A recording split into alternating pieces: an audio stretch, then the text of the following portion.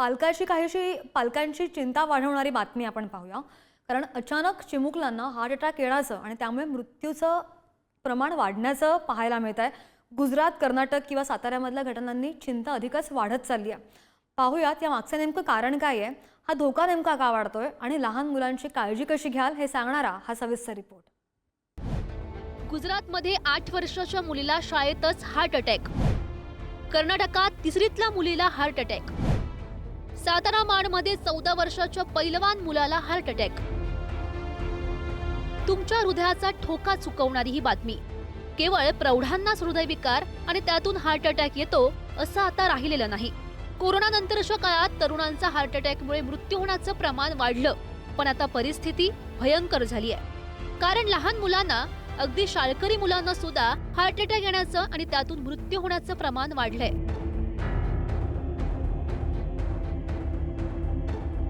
दृश्यांमध्ये दिसणारी ही मुलगी गार्गी, अवघी 8 वर्षाची, शाळेमध्ये असतानाच गार्गीला अस्वस्थ वाटू लागलं। कशीबशी ती जवळ असलेल्या खुर्चीवर बसली आणि एकाएकी कोसळली। तिला तातडीनं रुग्णालयात दाखल करण्यात आलं, व्हेंटिलेटरवर ठेवलं, पण डॉक्टरही तिला वाचवू शकले नाहीत। अवघ्या 8 वर्षाच्या गार्गीनं हृदयविकाराच्या झटक्यानं या जगाचा निरोप घेतला। कर्नाटकच्या मैसूरमध्येही 3रीमध्ये शिकणाऱ्या मुलीच्या बाबतीत असंच घडलं।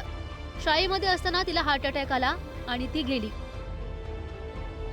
साताऱ्यात पैलवानी करणाऱ्या 14 वर्षाच्या मुलालाही हार्ट अटॅकमुळे आपला जीव गमवावा लागलाय। मान तालुक्यातला दहिवडीमधला दीपक कुंभार हा कुटुंबातला एकुलता एक मुलगा हृदयविकाराच्या झटक्यानं हे जग सोडून गेला। केवळ काल परवा घडलेल्या या 3 घटना नाहीत, तर अलीकडच्या काळात लहान मुलांचा हृदयविकारानं मृत्यू होण्याच्या आणखी काही घटना समोर आल्यात।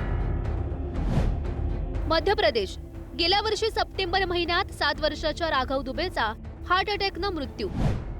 उत्तर प्रदेश, गेल्या वर्षी जानेवारी महिन्यात मोबाईलवर कार्टून बघत असताना 5 वर्षाच्या मुलीचा मृत्यू।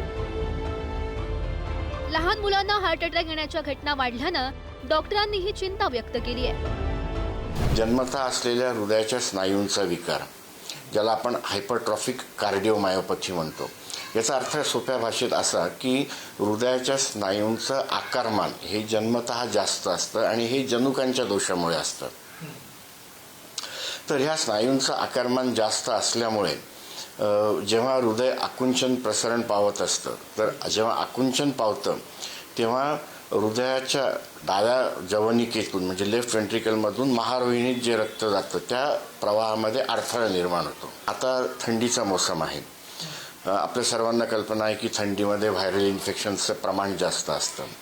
तर कॉक्साकी नावाचा एक व्हायरस असतो, विषाणू असतो की ज्याच्या संसर्गामुळे हृदयाच्या ठोक्यांची गती अचानकपणे वाढू शकते। मायोकार्डायटिस म्हणतो आपण त्याला, की हृदयाला संसर्ग जेव्हा होतो तेव्हा हृदयक्रियेमध्ये बिघाड होऊ शकतो आणि हृदयाच्या ठोक्यांची गती अचानकपणे खूप वाढून जाते।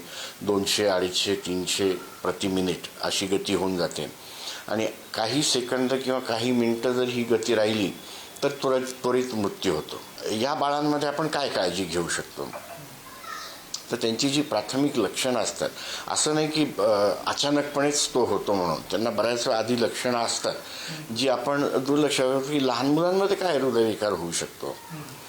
तर ती जी काही तक्रारी सांगतात त्याकडे व्यवस्थित लक्ष दिलं तर काही अंशी आपल्याला या आजाराचं निदान होऊ शकतं। जर बाळाला ताप येत असेल तर तापाच्या दृष्टीने सर्व तपासण्या करून त्याला विषाणू संसर्ग आहे किंवा नाही हे बघणं आपल्याला फायद्याचं ठरू शकतो आणि हे अचानक होणारे मृत्यू आपण टाळू शकतो।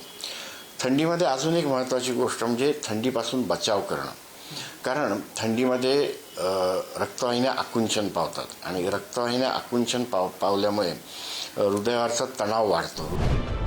काळ बदलला तशी लाईफस्टाईल सुद्धा बदलली, आबाल वृद्ध सगळ्यांचीच। त्याचे परिणाम या अशा धोक्यांतून जाणवू लागले। आयुष्य सोपं करण्याच्या प्रयत्नात माणूस झगडत असताना सोप्या गोष्टींमुळे आयुष्य लहान होऊ नये यासाठी आता माणसाला झगडण्याची वेळ आली आहे। नाशिकहून किरण ताजनेसह गुरुप्रसाद जाधव, ब्युरो रिपोर्ट, पुढारी न्यूज।